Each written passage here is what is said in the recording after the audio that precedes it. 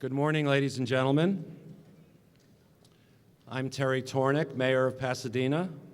Welcome and thank you for joining us in celebrating Veterans Day. Please rise as the colors are presented. Color guard, attention, carry, color. Forward, march, left, left, right, left, left, right, left, left, right, left, left, left, right. March time, march, left, left, right. Color guard, halt, left face, present, colors. Please place your hands over your heart and follow me. I pledge allegiance to the flag of the United States of America and to the republic for which it stands, one nation, under God, indivisible, with liberty and justice for all.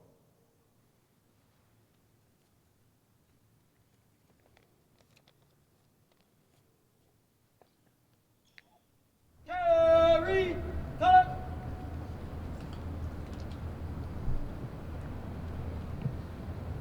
Order, color.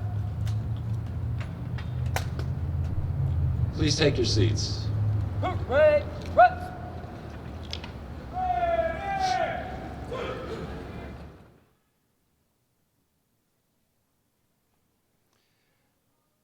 Each November 11th, we take time as a community and as a nation to honor, extend gratitude, and pay tribute to the many heroes who have served our great country over the generations. We gather today to honor the sacrifices made by the military's men and women, past and present, and their families. To our men and women in uniform, to our veteran service organizations, and to the proud veterans and family members joining us here in Centennial Square, it is a privilege to be with you today as we join together in observance of Veterans Day. We offer our thanks and support to our veterans today in honor of the sacrifices they have made to protect our country and our freedoms. Today, let us renew our commitment to creating a better world for which our veterans have sacrificed, and may we draw strength from the legacy of their service. We also honor our local organizations and institutions that support our veterans and active military. Pasadena City College has the #1 program in California for returning veterans from the long wars, and the Pasadena Unified School District provides the opportunity for Pasadena's youth to become tomorrow's distinguished military leaders through its ROTC program. Thank you to the Pasadena Veterans Day Committee for organizing this celebration and for their work in advocating on behalf of our veterans. At this time, I would like to introduce our Master of Ceremonies and Chair of the Pasadena Veterans Day Committee, former Mayor, Mr. Bill Thomson.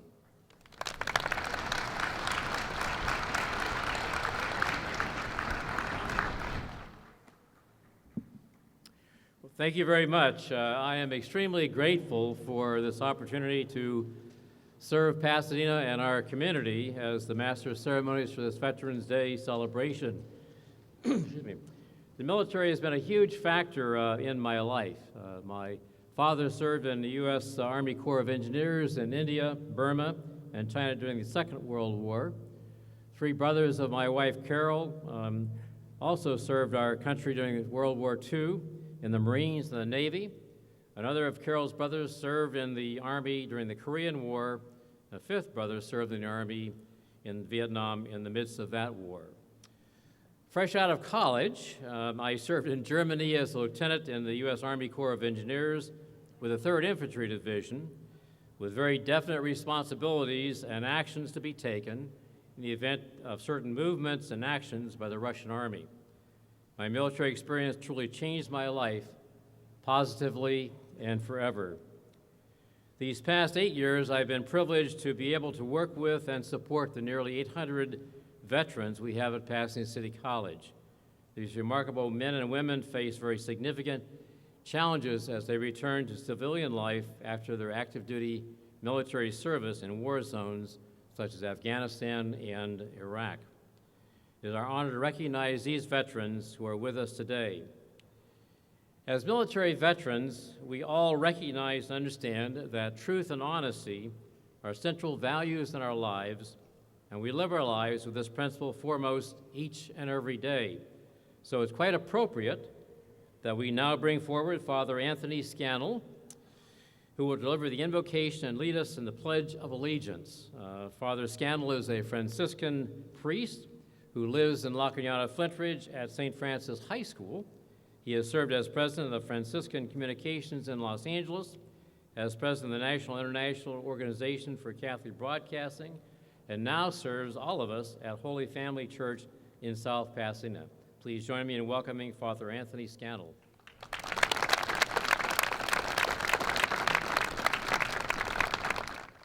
Thank you. I invite you to draw within your hearts so that this blessing can come from there. And I invite all the veterans who are present here, if they wish, to bow their heads so they can receive it.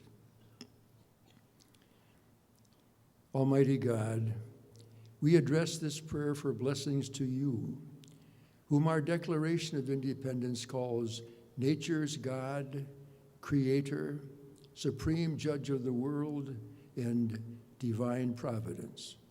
Multiple names for the multiple ways we address you in our nation. But we have a single purpose here this morning, to ask your blessing on our veterans in gratitude for all they do for us. On the East Coast portal of our country, Lady Liberty beckons. Give me your tired, your poor, your huddled masses yearning to breathe free. Today we honor and ask a blessing on all those veterans who had offered their service to keep us breathing free. But one blessing cannot fit all. There are veterans among us who have special needs and need special blessings. Bless those veterans who have come home only to become homeless. Bless those veterans who are our wounded warriors, who suffer traumas and loss of limb or sight or mobility. And bless also those 5.5 million family members across our country who care for them. Bless those veterans who must wait months or even years to have their wounds addressed by those appointed for their care. For our record of taking care of veterans is not as good as their record of taking care of us. And bless all those veterans whose names will never appear on any memorial, but who have served proudly and faithfully, and sometimes even without the respect and honor and gratitude of their fellow citizens. We ask you to protect and bless those veterans all over the world who this moment are fighting for us. And bless finally all those veterans with us here this morning, in or out of uniform, and those who are here only in their memories as fallen comrades. And on a less serious, but just as sincere note, bless all those hot dogs we shall joyfully devour in their honor. Amen.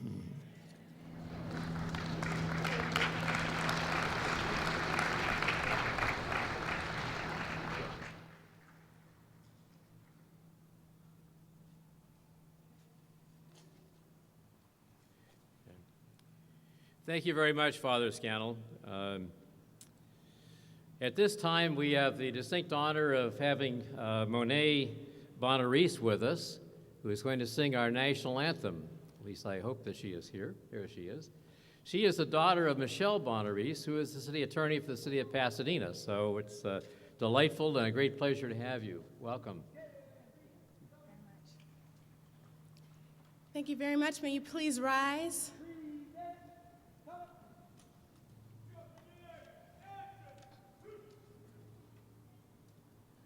Oh, say, can you see by the dawn's early light what so proudly we hailed at the twilight's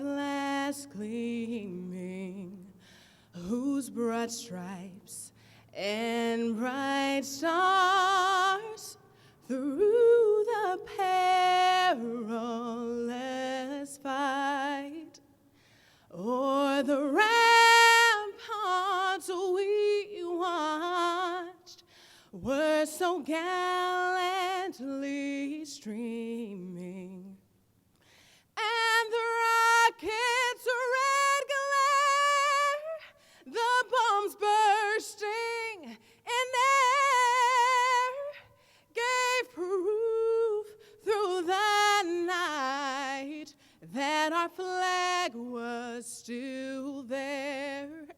Oh, say does that star-spangled banner yet wave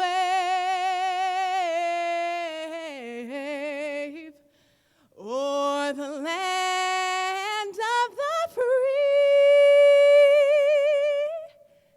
and the home of the brave.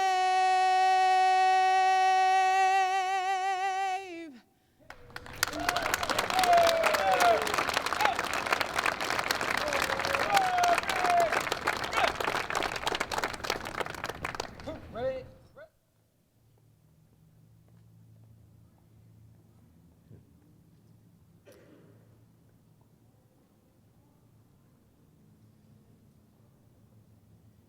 Monet, I'm sure that Michelle will be very, very proud of you, as well-deservedly so. Thank you so very much for being with us and for singing the national anthem for us. At this time, it's my pleasure to introduce Mr. Vito Imbasciani, hope I haven't pronounced your name too poorly there, who is the California Secretary for Veteran Affairs. Just recently, I think, stepped aside veteran himself. He's going to present a proclamation to us. Thank you, Mr. Thomson. Good morning, everyone, and congratulations to all our veterans. I am Vito Imbasciani, the Secretary of the California Department of Veterans Affairs. I bring you greetings today from our governor in Sacramento and from all the Californians who work in the Department of Veterans Affairs to take care of the needs of the 2 million veterans in California. A proclamation.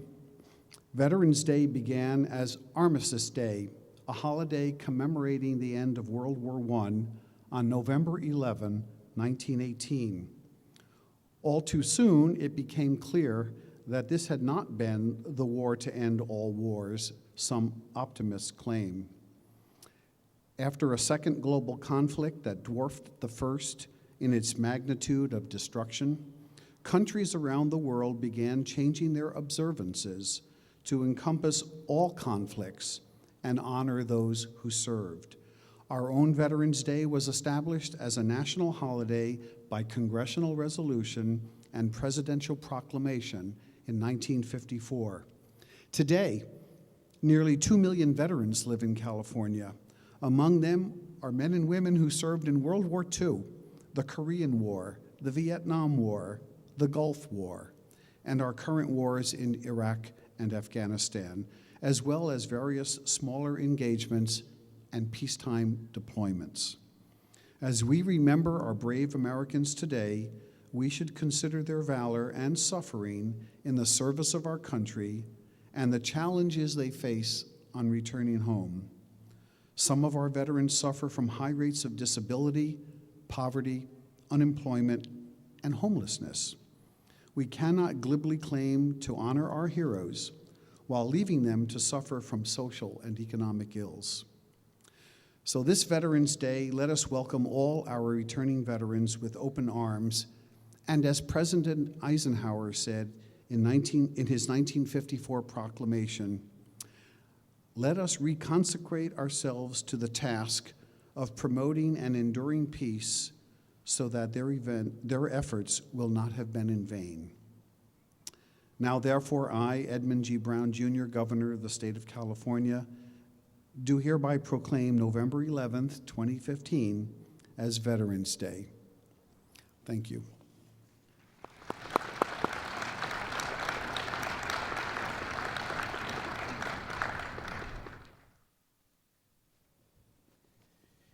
Thank you very much for being here and taking part in our program and presenting this important proclamation to us.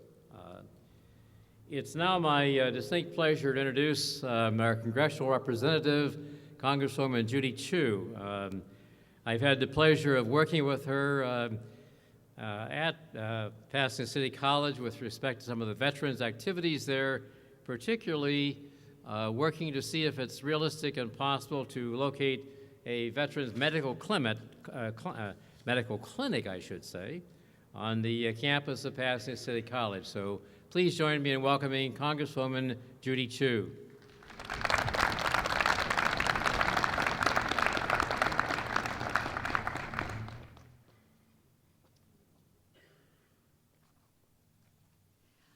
I am so honored to be here in the city of Pasadena to celebrate and thank our veterans. First, let me say to those of you who were members of our armed services, you sacrificed for us so that we could enjoy our freedom as a nation. We cannot express our gratitude enough for what you have done for our country. Can we have every veteran here stand, and can we give them a huge round of applause?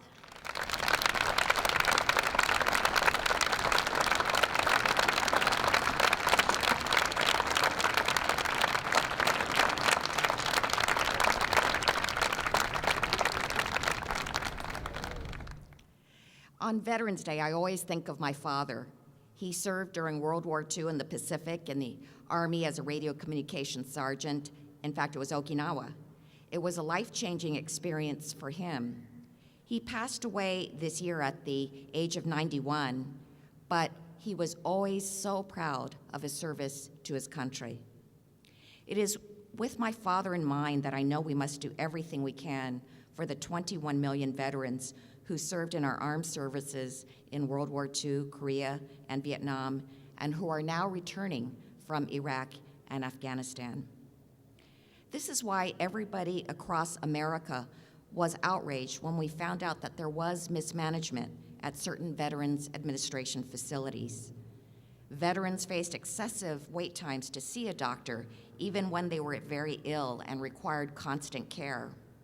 As a result, veterans with illnesses kept getting sicker as they went through hoops to get the care they needed. And that is why last year we in Congress had to change the law.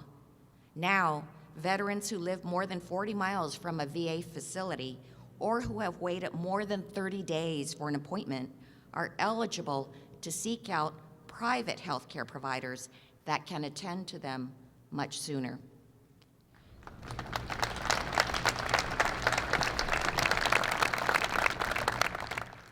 The law strengthens education opportunities for veterans. Now, when going to public schools that receive GI Bill benefits, veterans, no matter what state they are from, must receive the lower tuition and tuition rates of that school. And now, the spouses of service members who died in the line of duty, who suffered so much from the death of their loved one, will receive the GI Bill benefits that their spouses would have had.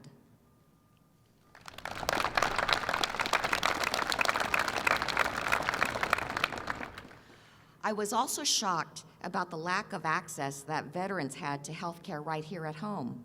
Right now, the terrible truth is that there is no veterans health care clinic in the San Gabriel Valley. Veterans are forced to make long trips to health centers several miles outside our region in order to obtain treatment for injuries and trauma. And so we pressed the VA for a clinic here in the San Gabriel Valley. The VA agreed to provide staffing, but we needed a site. And thank goodness Pasadena City College stepped forward. But PCC needed one-time infrastructure funds of $300,000 to make this a reality. I am happy to tell you that with the help of the American Legion, Veterans of Foreign Wars, the disabled American veterans, and several community leaders, we have made great progress towards this goal. And in fact, it was the Pasadena Post of the American Legion, Post 13, that donated the first $10,000 towards this project. Yes, thank you, Post 13.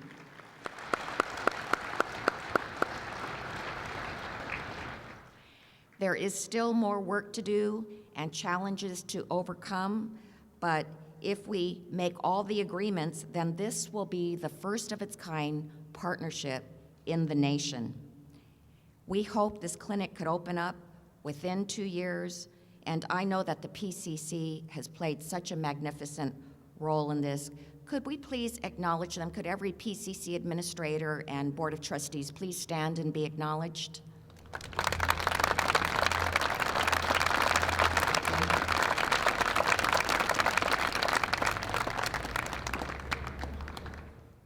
Each and every year, we take a day out of the lives of Americans to honor the brave men and women who protect our freedom.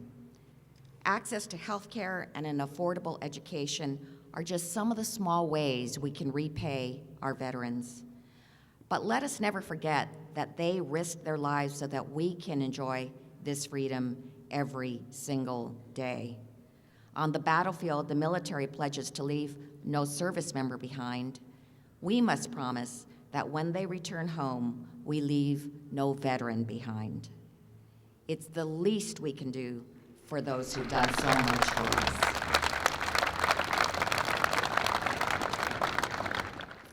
It's a privilege to be here to celebrate the contributions of our men and women who have served and also those who are serving us today. And I want to thank the City of Pasadena for doing such a great job with this Veterans Day event. If I may present a certificate of congressional recognition to the City of Pasadena for this magnificent event.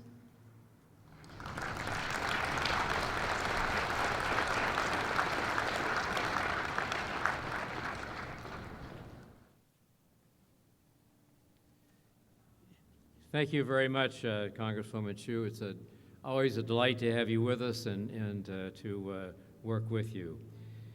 At this moment, I have to introduce some VIPs, some very important people, and I don't have a list of them, so I probably will no doubt miss a few people. But let me start. I think we've got from the Pasadena City Council, Jean Masuda is with us. I don't know if anybody else in the council is here or not. Tyrone Hampton, I'm sorry. From the PCC Board of Trustees, we have Ross Selvage, who is here. You've met Mr. Tornek, the mayor of Pasadena. I think we've got Chief Philip Sanchez with us from the Pasadena Police Department. We've got, who else we got here who is an important person? John Watkins, a longtime veteran and my predecessor as the Master of Ceremonies for this important event. And unless I'm missing somebody, who you're pointing to?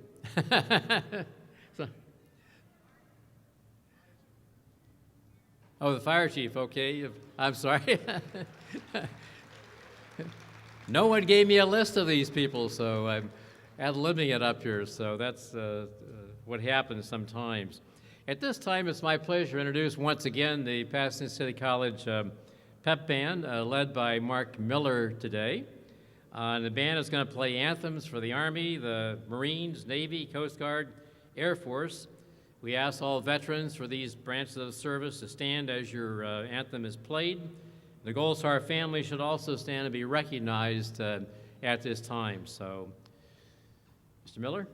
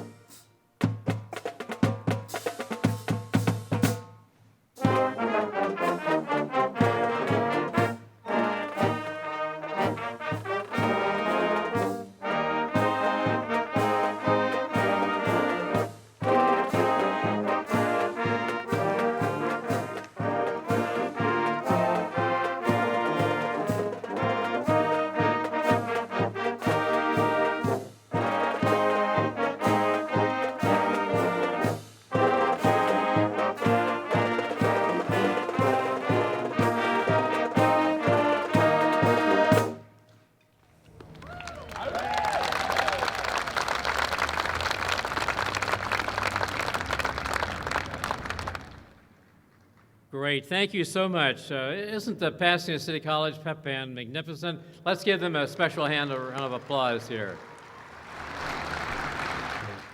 Thank you. It's now my honor and pleasure to introduce our keynote speaker for this morning, Lieutenant Colonel Garth Massey.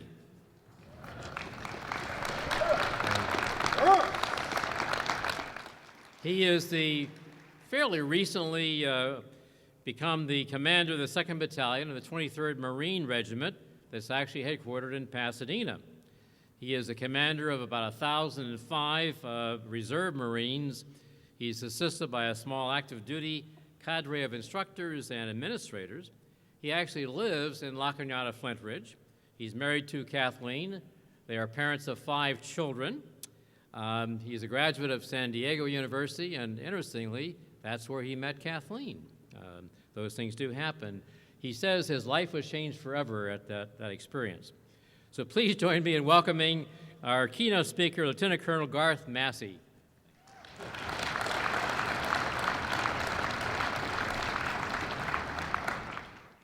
Thank you, Mayor Tornek, Bill, members of the Pasadena City Council, for giving me this opportunity to speak to you today.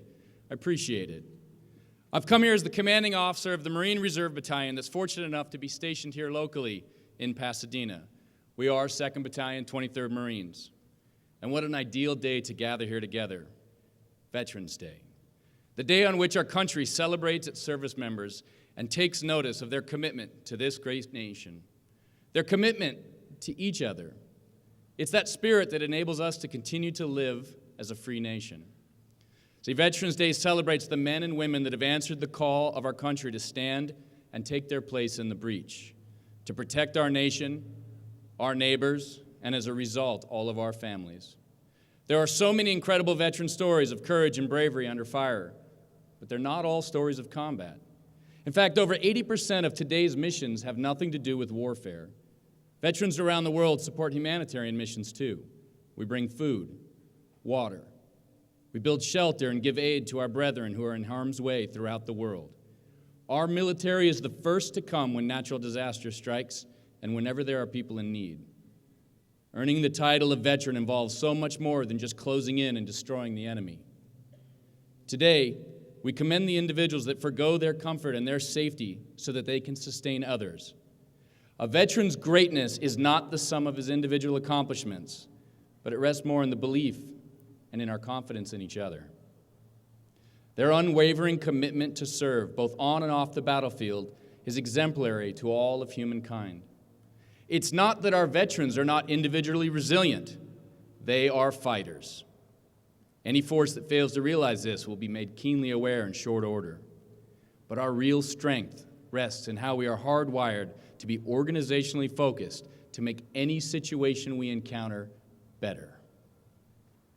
The innate desire to serve the nation extends first to the soldier, the sailor, the airman, the Marine, to our left and to our right. Our veterans hold the line. Be assured, they're warriors, but warriors still bleed. They still shed tears. They still rejoice alongside with the rest of the country. We're not immune to the fears of humanity, and individually, we live like all other Americans who work to do their best to make this world a safe place for our family and our neighbors. But it's in the communal that we can accomplish incredible things.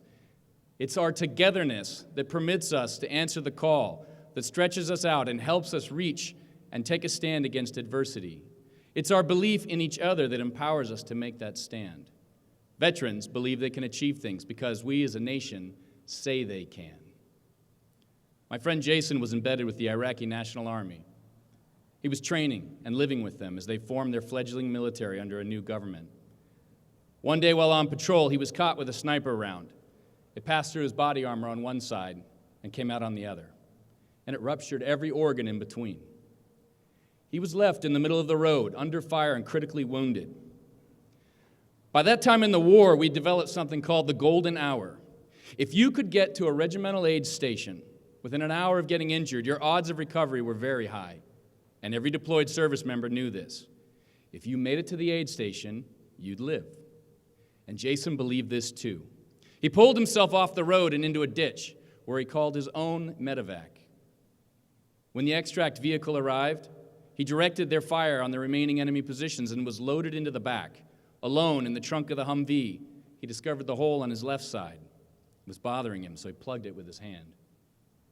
He reached around and felt pain on the right side too, and he plugged that with the other hand. He told himself, I only have to stay awake until I get to the aid station and back to my brothers, and then I'll live. Jason says the last thing he thought as they dropped the tailgate, as he saw the hospital scrubs, was, I made it.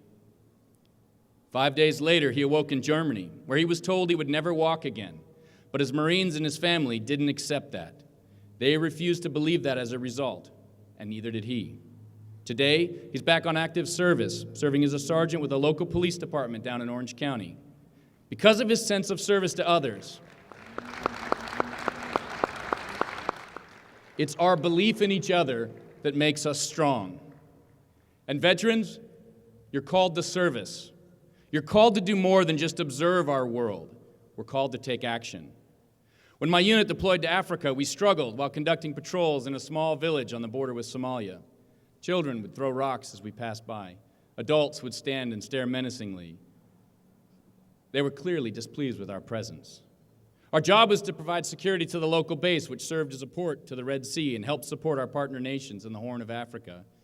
We could have continued just to patrol, to fight the threat. But we took a different approach. We took a human approach because that was the underlying thread that calls all of us to service. The village where we patrolled had a soccer field next to a landfill. It was creeping into the corner, and the arena was filled with trash, stones, broken glass. The field itself was in bad shape. During the rainy season, people had destroyed the grounds, walking to and fro across the mud, returning to their homes and going to work. When the sun returned and baked the ground, the footprints became as hard as concrete, rendering the soccer field unusable, especially in light of the fact that none of the local children had shoes. Our Marines saw the need and formed a team. They rode out to the village with buses full of volunteers from every branch of service on the base. They cleaned trash and shoveled it off the field. We tied a fence to the back of a Humvee and dragged it around like a Zamboni on sand until the field was smooth and free of danger. Then, with the soccer ball sent to us in care packages from home, we played. We left our weapons down and we played with the children of the village, and we left the balls behind us when we left. We never had any trouble from that village again. And using that experience as a benchmark, we launched several other projects all around the city and around the base. We saw a need and did what we could to serve others. Veterans, you serve more than yourself. And it doesn't stop when you come home. This year marks the loss of many of our brothers and sisters. One man, Brett, succumbed to some infections and an illness earlier this year. He's a Desert Storm vet who lost both legs to a landmine, developed some complications, and unfortunately passed earlier this year. In his last months, Brett saw his former squad mates come over nearly daily. They put together a working party. They raised money. They came to his house and fixed everything. The walls, the paint, the yard. They didn't want him to have to worry about his wife taking care of the house once he was gone. They sat with him while he ate, they talked with him, and they even bathed him to give his wife a break. They'd served together 25 years ago, and they were still there when he needed them. Dedication to each other, it's part of the veteran culture. I'm thankful for every generation of vet, each sacrifice that's been inspirational to service members like me. Your stories are why I'm here and why I serve as a Marine today. The tales you tell, some of them tall, are shared by family and friends and filled my head with examples of teamwork, dedication, leadership. These stories are the framework for everything our great nation rests on. Thank you for everything you gave and continue to give. But I'm also here to ask for more. Ruck up, veterans. Answer the call today. If you peaked when you hung up your uniform, the nation is missing out on everything you've learned, everything that you've become.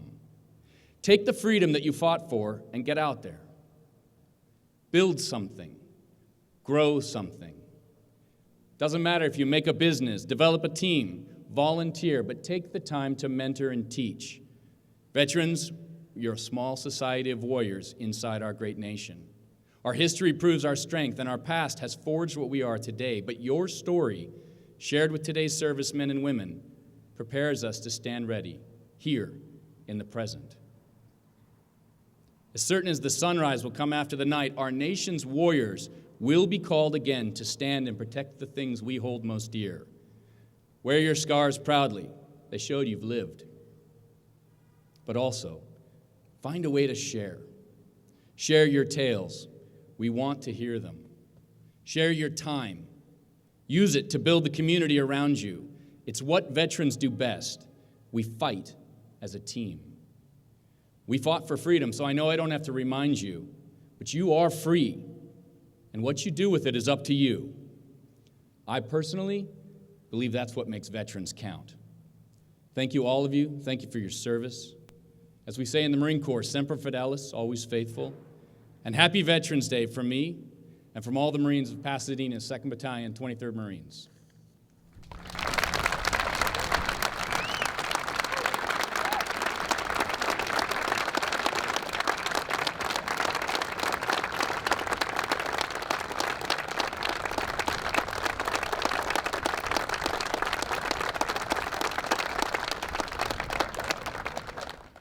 Thank you very much, Colonel Massey. That was terrific, and we're so appreciative of your involvement, not just with the veterans, but with the community at large, and we look forward to working with you together as we move on into the future.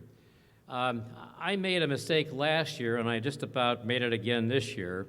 I forgot to introduce one very important person. Former Mayor Bill Paparian. Would you please stand, Bill?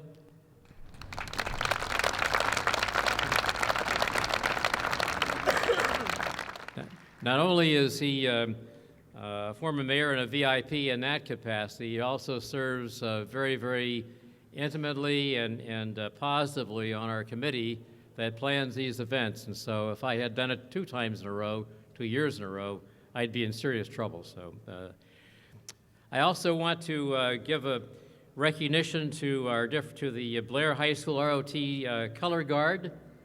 You have them in front of you here. Please recognize them.